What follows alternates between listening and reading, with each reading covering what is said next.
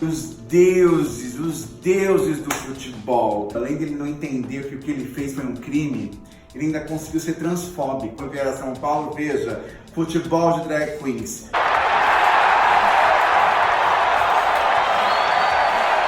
Hi peoples, tudo bem? Eu não sei pra vocês, mas na casa dos meus pais, quando eu era pequeno, todo domingo era dia de futebol, era dia de jogo, mas não de qualquer jogo, desses jogos menores, de vôlei, basquete, que a TV não passa. Era dia de futebol, e futebol lá em casa era sagrado.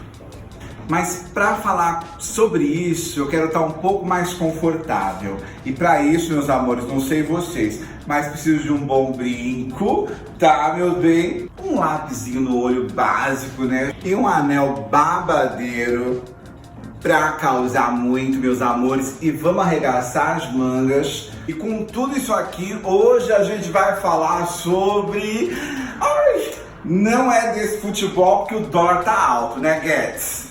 É sobre futebol. Marca um amigo que vai gostar do tema. Brincadeiras à parte, o meu pai amava futebol. Ele era do tipo, gente, que ia de camiseta do Corinthians, sim, Corinthians sempre, eternamente, enfim, como vocês sabem, aí tem as torcedoras corintianas, mas ele ia de camiseta do Corinthians até em casamento.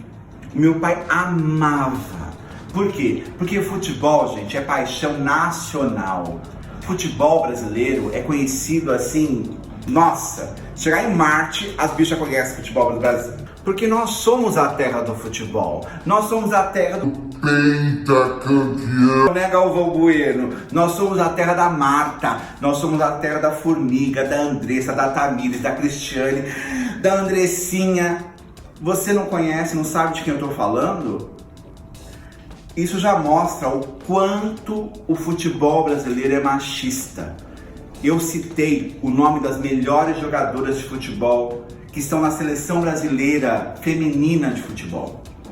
E até pouco tempo atrás, eu falo pouco tempo histórico, o futebol feminino era proibido no Brasil. E ainda hoje, a gente ainda se depara nas escolas com vários problemas porque nós temos meninas que querem jogar futebol. Será que nós somos realmente o país do futebol? Será que deu certo? Se somos o país da Marta, nós também somos o país do Robinho. Robinho! Pois é, nós somos o país do Robinho. O Robson de Souza, casado, 36 anos, pai de 3 filhos. Sim, casado e pai de 3 filhos. O Robson, que a gente chama de Robinho, ele deu entrevistas e fala que o único problema que ele viu no que ele fez foi ter sido infiel à esposa. É o único problema que ele consegue enxergar. Mas será que foi esse o único problema? Ou foi um crime? Ai, mas quem mandou ela beber tanto, né? Ai, gente, mulher não pode beber quando sai, porque os caras acham que elas estão se dando assim. Não, gente, isso é cultura do estupro. Simples assim. Isso é cultura do estupro. Mulher pode beber o tanto que ela quiser. E nem assim, nem por isso, ela vai estar se doando, se dando. Para de ser mané, para de ser criminoso. Para de ser criminoso.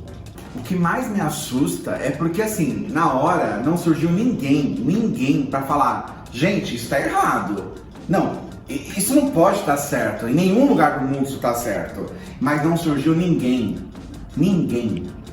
Por quê? Porque essa cultura do estupro tá tão enraizada nessa masculinidade.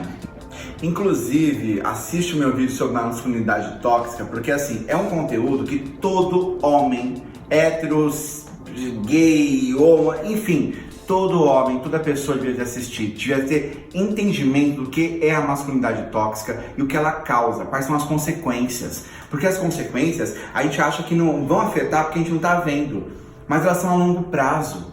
Elas definem o homem do amanhã e isso a gente tem que mudar. Então assiste lá, comenta, traz o assunto à tona, apenas isso.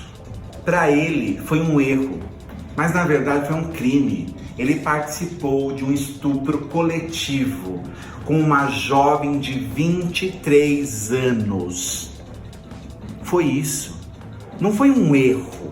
Não foi o único erro que você cometeu ter traído a sua mulher. Não. Você participou de um estupro coletivo de uma jovem que estava embriagada.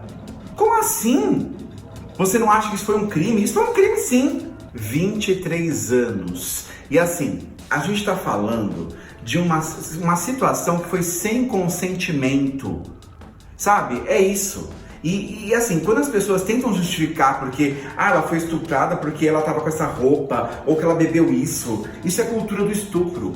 A gente tem que combater isso, sabe? A gente tem que desnormalizar, desnaturalizar, tirar isso da nossa cabeça.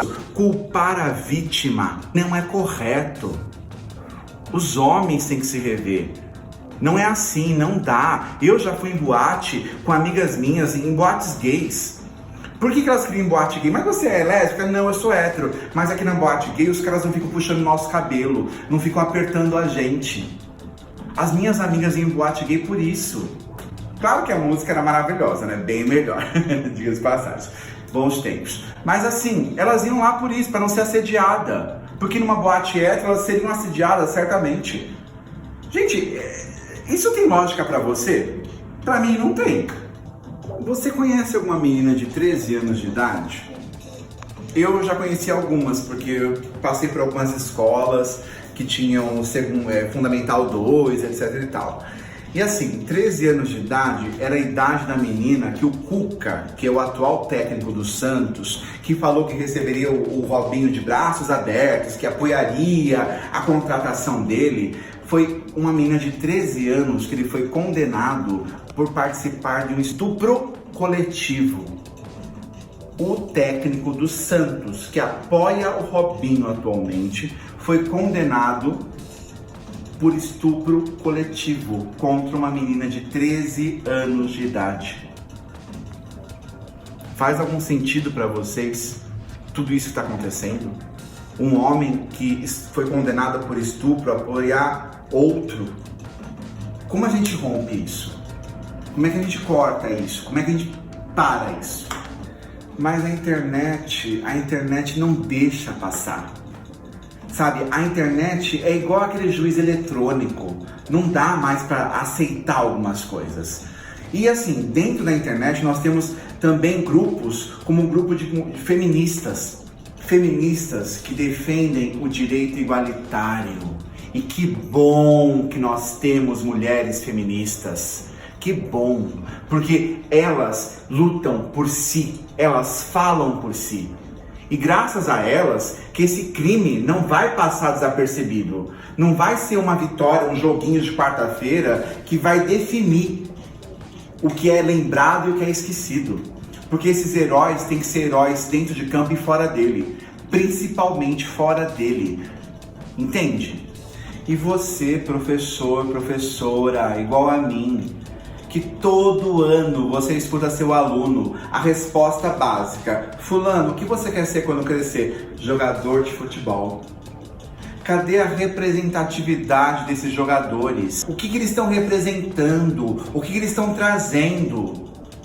Se um professor tem que ter ética, aquilo que ele fala é aquilo que ele faz. Um jogador que alimenta o sonho dessas crianças. O Brasil é a terra do futebol, porque o futebol é o único esporte, um dos únicos esportes que você pode praticar tendo só um espaço de campo e algumas crianças topando a tua ideia. Você não precisa nem ter bola. Qual é a representatividade que esse jogador tá dando para essas crianças? Sabe, esses mesmos caras, eles levantam uma ideia. Não dá. Sabe, não dá. A gente está num país que para assistir partida de futebol, mas não briga para ter debate político nas eleições municipais do ano de 2020. A gente briga, a gente muda calendário, a gente muda a rotina da escola por conta de Copa do Mundo, mas a gente não briga para ouvir os candidatos à prefeitura. A gente não briga por isso, mas a gente se conforma por sair mais cedo do trabalho ou trabalhar num horário diferente porque vai ter jogo da seleção. Então assim, a gente aceita algumas coisas que nos são impostas por conta do futebol. Então se o futebol tem essa importância tamanha, os ídolos têm que respeitar, têm que honrar essa importância que eles têm na cultura nacional. Não dá para engolir Robinhos, não dá para engolir Cucas, não dá. Futebol se discute sim, sabe? É isso. Embora para mim a experiência que eu tenho de futebol era lembrar os domingos que tinha que ficar em completo silêncio dentro de casa. Você não podia entrar no quarto porque meu pai estava assistindo futebol, sabe? Não podia fazer barulho. E também assim, era aquela coisa, para sair no dia da partida com roupa da cor X, da cor Y, também não podia. Quantas vezes eu não escutei meu pai falando, você vai sair hoje, você vai vir aqui para casa? Então não vem com roupa verde, não vem com roupa preta, não vem com roupa verde, porque não podia, porque o futebol também nos limitava para sair. Outra experiência que eu tenho com futebol, eu não sei vocês, mas acho que assim, as gays vão concordar comigo. Na hora de escolha de time, eu nunca era escolhido, sabe? Eu era o afeminado, o estranho. Então futebol para mim remete a isso. Remete a umas situações que me colocavam na parede. E só tinha futebol. Se eu não jogasse futebol, tinha que jogar vôlei. Se jogasse vôlei ou queimada, eu não era menino. Era essa experiência que eu... Essa vivência que eu tenho do futebol. Pra mim não foi legal. Pra outros meninos, sim. Eu tenho primos que... Nossa, pra eles foi diferente. Meu irmão foi diferente. Meu irmão joga futebol com os amigos. Ele viveu isso diferente. Pra mim não foi assim. Pra mim o futebol foi determinante. Sabe? Eu não sabia o que eu era, mas...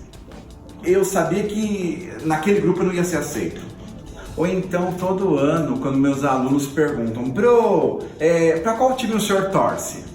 Quando eu falo que eu não torço pra nenhum, que eu não gosto de futebol, eles levam um tempo pra entender que eu sou homem. Porque eles não acham normal eu não torcer pra um time. Então assim, até eu trabalhar com eles, que existem outros esportes, que eu não preciso me identificar só com o futebol por ser menino, demora. Então assim, para vocês verem como essa questão do futebol, ela é latente, ela massacra a gente. Então tem que discutir futebol sim. Eu lembro de uma situação que, aula de educação física, o professor levou a gente para a quadra, e falou assim, André, você vai jogar. Eu, não, professor, não. Você vai jogar, eu tô mandando. Beleza, obedeci. Autoridade do professor. Ele falou assim, você vai ficar na posição X. É na posição lá perto daquele negócio lá do gol, enfim. Vocês sabem. Ele mandou eu ficar lá. E lá eu fiquei. Até o final da partida eu não me movi, não saía de lá. A bola vinha, pelo amor de Deus, mas eu não saía. Até que ele gritou tanto comigo que eu saí do campo. E ele nunca mais me obrigou a jogar futebol. Eu não queria estar ali. Simples assim. Educação física é mais do que futebol. Muito mais.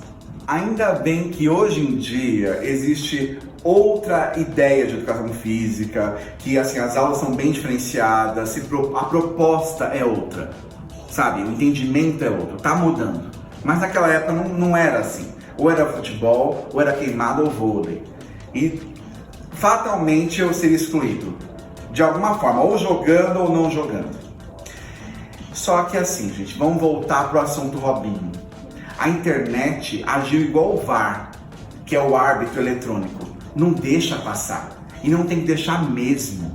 A internet, na mesma medida que ela gera desinformação, e toma cuidado com a fake news na eleição, ela também gera informação. Ela não deixa passar batido. E aí que a gente entra. A gente não pode deixar passar batido casos iguais a este. Você tem que cobrar. Se você consome algum produto dessas empresas, veja o posicionamento delas. As empresas estão se posicionando a favor do feminismo, contra essa contratação. Que bom, que bom. E assim, cabe a gente entender que isso é um crime. Essa atitude e ele negar isso também. Eu sei que ele pode recorrer ainda em outras instâncias, pode lutar judicialmente, pode, mas a ideia de estupro coletivo com uma mulher visivelmente bêbada, porque dá pra gente ler e entender isso nos áudios, na transcrição, não dá pra gente aceitar. Que ídolo é esse que a gente está alimentando? Quais são teus ídolos? Um dia desses eu comecei a observar que todo dia eu li uma notícia no jornal de feminicídio. Eu achei que era loucura, assim, sabe? Eu falei, não, deve estar repetindo a notícia. Mas não, todo dia tem uma notícia de feminicídio. Só que assim, eu comecei a entender que aquilo é o que é televisionado, aquilo que vai pra mídia. Porque vários outros casos de mulheres mortas, assassinadas brutalmente, não vão pro jornal. E aquilo me chocou muito. Eu até comentei com amigas minhas. Eu falei, caramba, todo dia eu leio uma notícia de que uma mulher foi morta porque o cara tinha muito ciúme, porque o cara era não sei o quê, sabe, por motivos esdrúxulos, os caras matam mulheres. Então não dá pra gente aceitar jogador de futebol consagrado perpetuando cultura de estupro.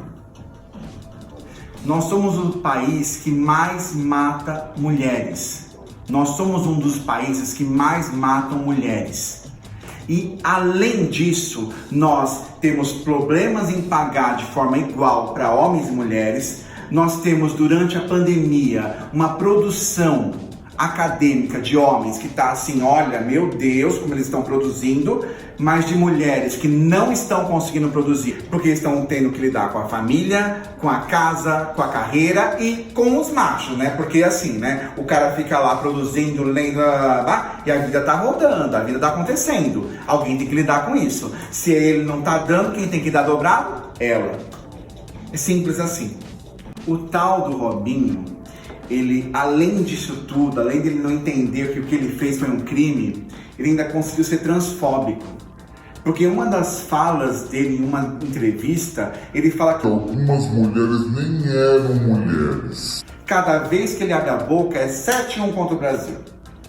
É incrível. Ele conseguiu se superar.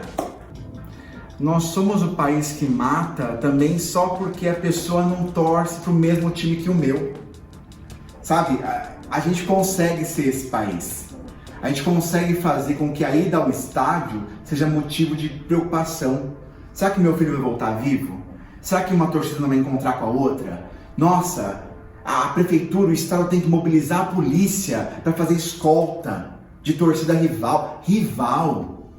E o cara trabalha com você lado a lado, a mina trabalha com você lado a lado. Nós somos esse país do futebol. De um futebol que se torna violento para fora do campo. Ai, os deuses do futebol. Gente, como o futebol produz deuses. Só que esses deuses, que a mídia, que o futebol, que as torcidas idolatram, eles acabam por reproduzir fora de campo machismo, misoginia, transfobia, LGBTfobia. Uma coisa não dá, não bate com a outra, gente. Sabe, eles não têm que ser perfeitos. Mas quando eles assumem a postura de exemplo, quando eles param guerras, param nações, quando eles mudam a vida de pessoas, quando eles alimentam a esperança, quando eles se tornam aquela pessoa pro trabalhador que segunda-feira vai 7 da manhã, 5 da manhã naquele ônibus lotado, com a camiseta do time, cheio de orgulho. Quando esses caras conseguem isso, eles têm que ter responsabilidade com a imagem, com a informação, com o conteúdo, com a cultura que eles estão promovendo. O futebol nunca me emocionou. Eu só fui descobrir o que era a emoção do futebol quando eu comecei a ver a final da RuPaul nos bares e assim, torcer loucamente por Sasha Velour, enfim, Alaska. quando eu comecei a ir para essas finais. Aí eu falei, putz, era isso que meu pai sentia nas finais de jogos, ou nos jogos de quarta-feira, toda quarta-feira é a mesma coisa, enfim. Mas assim, era essa emoção. Eu só senti isso com o RuPaul. Ou então, naquele futebol babadeiro de drag queens da Blue Space, que é tradicional em São Paulo. Você, bicha que não mora em São Paulo, quando vier a São Paulo, veja, futebol de drag queens existe, sabe? A Blue Space faz isso há décadas. Então é a mesma emoção. Eu sei o que o cara sente. Eu só não consigo compreender a torcida que aceita que ele possa ser um estuprador. Eu não consigo entender o clube que aceita isso. A gente tem que discutir por que o futebol deixou de ser um esporte coletivo e competitivo para ele assumir as páginas policiais. A gente tem que entender o porquê que o futebol se tornou trauma para alguns LGBTs. A gente tem que entender o porquê que no futebol ainda não há igualdade de salário. Sabe, a gente tem que discutir. Se é a paixão nacional, nós temos que discutir o futebol e tudo aquilo que ele traz. Não dá para fingir que a gente não é o país do Jean, que foi acusado pela esposa de agressão. Não dá pra gente negar que a gente não é o país do Wesley, que foi condenado por agredir a namorada. Não dá pra gente esquecer do Dudu, que foi acusado de agressão pela esposa. Não dá pra esquecer do Casares, que foi acusado de estupro. E por fim, não dá pra gente esquecer do goleiro Bruno. E aí eu não preciso relembrar de nada. Meu pai, o mesmo pai que brigava comigo pra eu não entrar no quarto, pra não fazer barulho por conta do Corinthians, hoje em dia, se ele fosse vivo, ele certamente estaria decepcionado. Não porque o time dele não tá... Não é isso. Não estou debatendo futebol não estou debatendo resultado de campo. Eu estou debatendo resultado fora de campo. Porque a gente não consegue não viver mais aquilo que está fora do campo. Porque a bandeira que os caras levantam fora de campo afetam a vida do brasileiro, afeta a vida da torcedora, que não se sente confortável por ir ver o seu time. Se ela for sozinha, ela corre risco de ser estuprada, machucada, violentada. É isso? É o esporte que contribui com isso? A gente precisa debater futebol porque é difícil ganhar a partida se o jogo já tiver começado errado. A gente precisa debater o futebol. A gente precisa falar sobre os impactos daquilo que a gente está propagando, valorizando o futebol. Esses ídolos, a gente tem que debater qual é o impacto dele na vida do nosso... Você, professor, você sabe, por que quando um aluno responde que é esse jogador de futebol, você fala para ele, mas tenta estudar também uma outra coisa, tenta se dedicar para outra coisa. A gente tem que debater porque a gente tem que ter esse medo. Quem é esse ídolo do futebol que os nossos alunos querem se tornar? É esse o convite que eu estou fazendo para você, para pensar. Quem é esse ídolo que o teu filho, o teu aluno, o teu sobrinho está se espelhando? É um ídolo. Depois de todas essas bolas fora, eu questiono o seguinte: qual é a representatividade que a gente quer para as nossas crianças? O que esses jogadores estão significando fora de campo? Para você que gostou do vídeo, curte, compartilha, marca um amigo que vai gostar do tema, comenta, torna essa coisa, babadeira. Isso é o que tem me provocado hoje. E eu quero deixar para você. E aí, o que você acha?